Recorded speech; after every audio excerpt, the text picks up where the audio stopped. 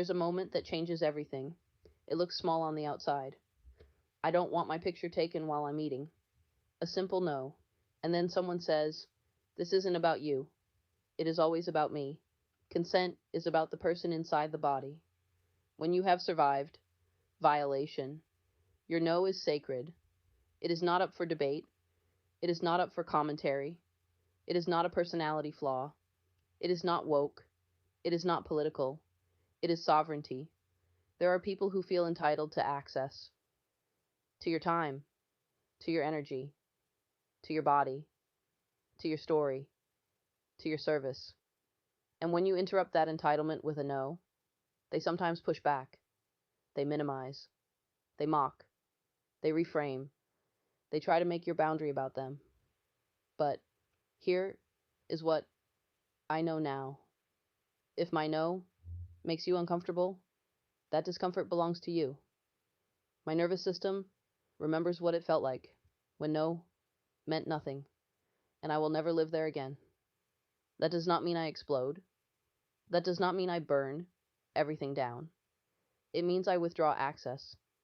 If you cannot respect my no, you do not get proximity.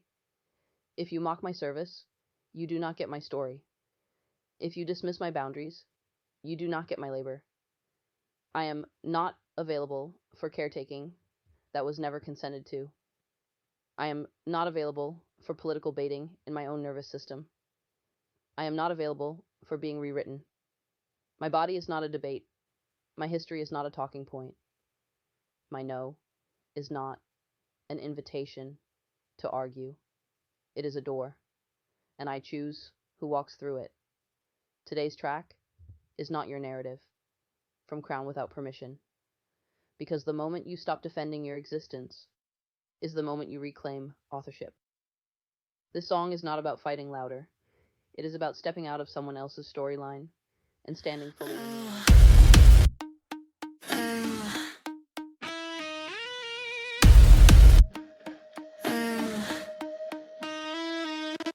You speak in headlines and slogans like you own the air between, reducing women to theories you heard on a glowing screen. You say it like it's harmless, like it's just debate and tone, but every word is scaffolding for a cage you call a throne. You label strength as woke, you call confidence luck, you shrink what you can dominate and call the damage just talk.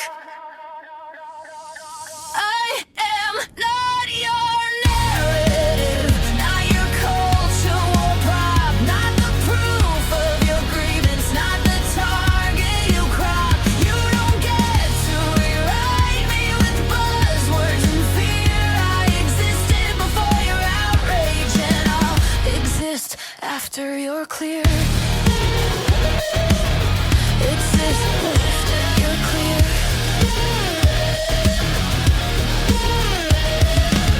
You mock what you don't understand. You sneer at what you can't control. You call it tradition while you hollow out the soul.